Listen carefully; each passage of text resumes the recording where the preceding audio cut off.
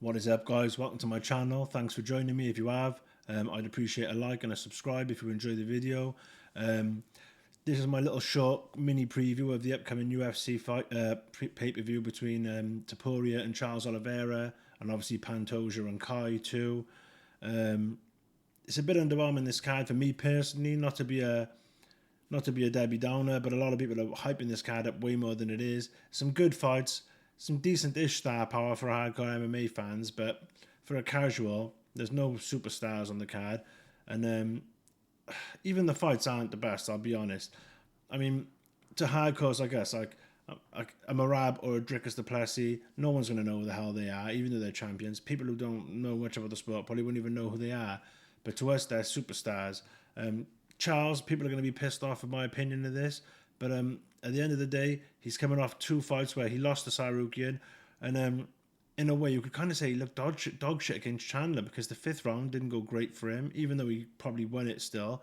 Because when you look at Paddy's performance, it's like, I'd rather be seeing Paddy in this fight, to be honest. And I think if Paddy was in this fight, it would actually make more sense and be a way bigger deal. And the casuals would be flooding to this fight. People from England would be flying over. It'd be a much bigger thing. But I'm going to make a video comparing this to the International Fight Week of 2016, where we had three fight cards. We had the Eddie Alvarez, Rafael Dos Anjos on like a Wednesday or Thursday or some crap like that. Title fight, just on free TV. Crazy. I might have even been on Fight Pass. But let's just get into this anyway. Before we start talking about the videos. These two guys haven't fought in UFC. I haven't seen them fight, so I can't really make a decision. Jonathan Denise versus Alvin Hines. I'm going to go with Jonathan Denise because I think he got bodied in his last fight badly, didn't he? Yeah, it was bad, the Tybura fight, but he looked so good and so tough, even though he got beat. It was just terrible fight IQ or lack thereof. Alvin Hines, I've looked at his. Let me just quickly click on his record to show you. I was having a look. Old Uncle Faster. Looks like he might be on some special juice and supplements there, by the way. So he might fall off coming into UFC without his special supplements, allegedly. Look at these records: 2-0, 1-3, 3-0, 2-1, 3-4, 2-0, 4-1. I calculated earlier is the entire careers of all of the people he's fought all together is 26 fights, wins and losses combined. I'm going with Denise. I mean, I could see anything happening. This guy's a big, strong dude, but I'm going to go with Denise. I'm not confident, but I think Denise should win. It's his fight to lose. I think he gets the KO. Could gas out and get effed up by this guy. If this guy can get him down, it could be a different story. But if Denise can just use his distance, keep it on the feet and hurt him, it should be easy work for Denise. Nico Price versus Jacoby Smith. Jacoby Smith's last fight, his left hook was hellacious. Nico Price, there's not much to say. Guy's a warrior, great fighter, exciting to watch. I've loved watching him over the years, but his time has come and gone, and it's gone a few years back. I mean, his ability to take a punch has just gone. He kind of reminded me back in the day of like a Tony Ferguson, a welterweight Tony Ferguson, but you can't compare him to Tony. And yeah, his punch resistance is shot. I think Jacoby Smith takes him out in the first 2-3 minutes. I think the first big shot that lands, he goes down.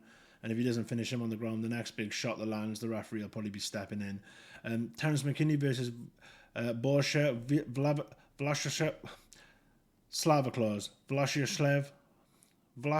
I'm not even going to try and say it. Borshev Slavaclaus. Terence McKinney, man, he doesn't have a bad chin per se. She's always getting cracked with like flying knees. Let's have a look. I was looking earlier. I'm pretty sure it's like 4 of his knockouts. Flying knee. Knee to ground strikes. Flying knee.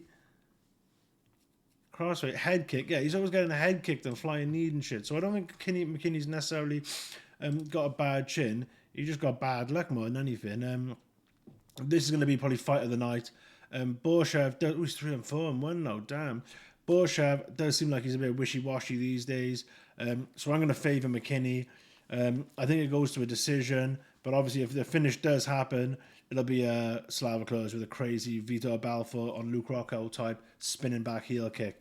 But I'll take McKinney by decision. But then again, McKinney doesn't go to decision. So, man, I'm picking McKinney. I'm pretty confident, but how confident can you be with McKinney?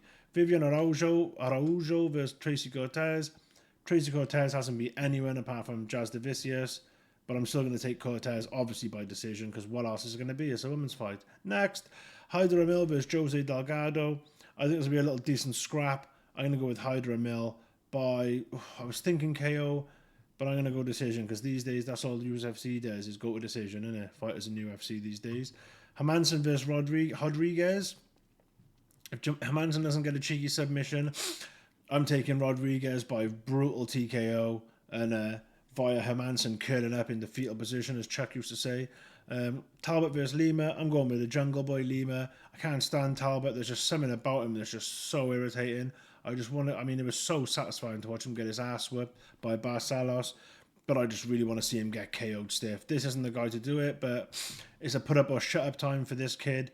I feel like the UFC have just, I think if he wasn't difficult behind the scenes, or there wasn't a reason, there's a reason they've given him this fight and not an easy fight, and it's because I think that he's pissed them off by losing, or he's awkward behind the scenes. In my opinion, that's how the UFC matchmakers work. They will punish you if you piss them off, and I feel they've given him this kid as a punishment. I'm taking Lima by decision, close decision though. I think it'll be. So he might get robbed. Benil Dariush versus Moicano. Everyone's going with Dariush, but I think Dariush, man, he's just... Moicano, I mean, I love the guy. Got him behind me here, and that's not why I'm picking him, but I'm just picking him because, I mean, Dariush has got to be... He looks older than he is, but he's got to be 37, 38 by now. God damn, he's only 36. Damn, he's from Iran too. That's interesting. But I love Dariush. He's a cool guy, a cool fighter. I mean, he's the kind of guy that'll get smoked by Alex Hernandez, and then let's have a look at one of his good wins, and then take up Mateus Camara. Do you know what I mean? Oh man, he'll get done by Michael Chiesa, but then beat Michael Johnson, even though Michael Johnson's record's not the best. But do you know what I mean? He's like he's one of those fighters. You just never know what's going to happen. But I'm going to go with Moicano. I'm maybe going with my heart on my head, but I'm going to take Moicano by decision, close decision. Royval versus Van. Everyone's going with Van. I'm going straight up raw dog by submission. Round 3-5. They should have put this because this is obviously number one contenders. Even though there's a main and a co-main, which could combine to an hour's fighting. This should have been 5 minutes. This should have been its own main event if they're going to put this kid in there. They should have waited. They could have easily taken this and swapped it with something else. But I'm going with Royval by second or third round submission. I think it's a good fight. I think he'll get touched on the feet a bit. It'll be some hairy moments. But I mean, Raw Dog with the experience, it's going to show. It's going to show. I don't know. Is he the favourite? No, he was before. But yeah, it's too much too soon for Van. You know what I mean? Pantoja versus Kai Kara France, man. I think he bodies him, but I think this will be a sick fight. Kara France is a lot better than his record suggests. What's his UFC record? I think it's 8-4. I was looking the other day, I think. Why is it not loading? Forget it. I'm pretty sure it's 8-4 his UFC record. Let's try again. Nope, we don't want to load. Let's leave it loading. His UFC, yeah, 8-4. The kid can bang. What's his recent run? The Ursev one was nice, but I've always said Howard Wolowitz is going to get sparked. The Cody Garbrandt punch win, I wouldn't put much into that because he was at flyweight, and in that fight, Cody was fighting like he'd been knocked out 50 times in training camp. If you go back and watch that fight, I remember it like it was yesterday. Cody was fighting like Augusta Win might knock him out. You could tell he knew he was vulnerable at that weight. He knew he could not take a punch. Which is why he came straight back up and left it at that. Pantoja wins. Like, if he does lose by some crazy way, he comes back and gets the title back. But I just don't see this guy beating... We've seen crazy things happen, but I just don't see Kara France beating Pantoja. I see this being a wild fight, exciting fight, until Pantoja decides in like round 3 or 4, yeah, I got to get this kid out here. And he does that. I got a feeling he might get him down. And where he's just so dominant on the ground, you might think, do you know what, screw a submission. I'm going to go full Robbie Lawler and take his soul instead of going for the Diaz-McGregor choke. So yeah, I'm going with Pantoja by, I'm going to say ground and pound, screw it. Ground and pound, round 3 or 4. Maybe, yeah, round 3 or 4, ground and pound. Now, the main event. Here we go. Oof. Du Bronx versus La Leyenda. Oh no, he's El Matador again, isn't he? It's easy to say what everyone's going to say. Ilya comes out and sparks him in the first round. That's what I keep seeing when I picture it in my head. I just keep seeing Charles get whacked. He gets hit too much. He gets hurt too easy. And I think Ilya's power is going to carry, and it'll definitely carry against Charles. I don't know if it would carry against certain opponents, like a Sarukian. I don't know if it would carry against a fresh fighter like Sarukian, who's a big, thick lightweight who hasn't taken a lot of damage in his career, who's still fresh. But I mean, Oliveira, look at this. He's had nearly 50 fights. And we know he has been in some goddamn wars. And I'm sure some of the fights he had on the regional scene down in Brazil were pretty brutal too. Man, I think this fight goes long, not to a decision.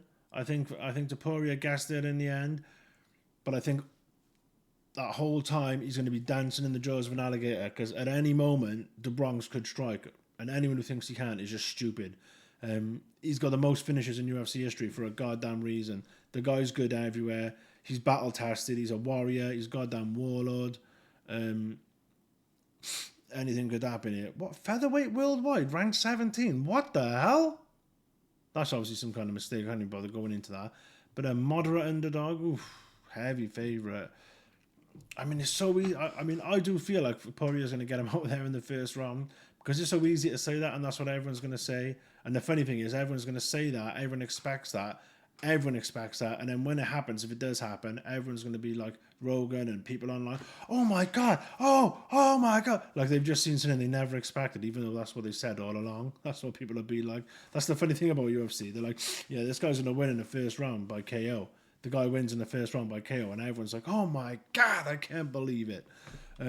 So yeah, I'm going to go with Topuria. Rounds 3 or 4. I was thinking he wants to do it by submission to prove a point, but I don't think that'll prove a point to him. I think he just wants to get him out there. I don't think he wants to play that game, especially with a guy with longer limbs and more experience in MMA jiu-jitsu. I think Topuria plays this cool, realizes he's not going to get Charles out of there that easy. I think he might get touched with a few things and think, oh, I've got to be careful here, because we saw what happened with Jai Herbert. He literally almost got knocked out cold. Literally. He just bluffed his way well and he recovered well, but he didn't hide it because he was clearly hurt, but I think he was hurt bad. Do you know what I mean? But yeah, I think Topuria round 3-4. I know I keep saying this with all the fights, round 3-4, but I'm picking Topuria round 3 or 4 to unfortunately put him away. But I'll be happy if either guy wins, but I'm not going to lie, as much as I love Charles, he's been there, he's had his time, he's got 10 goddamn losses. I love seeing excellence and undefeated fighters just go on streaks and just tear shit up until they can't anymore. And I would love to see Topuria do this, fight Sarukian and Paddy, fight Sarukian, and then go and try and fight Islam, or even just fight Paddy and then go up to fight Islam, because you could just be like, featherweight, defend, move on, lightweight, defend, move on, welterweight, I mean, maybe, yeah, beat Islam, rematch Islam, retire. Can you imagine that? Literally beaten 4 of the greatest fighters, champions in UFC history, and he might go down. I mean, that would be, if he wins this and defends, that'll be 18. Then he would retire at 20-0 as a defending champion. He'd be the first ever triple weight class champion, a defending champion of every belt, and just that. I mean, that would be insane. Can you just imagine that? So I'm just dreaming about that now. That's my thoughts. Let me know what you guys think. Give me a like, give me a comment, give me a subscribe, and I'll catch you guys in the next video. Peace.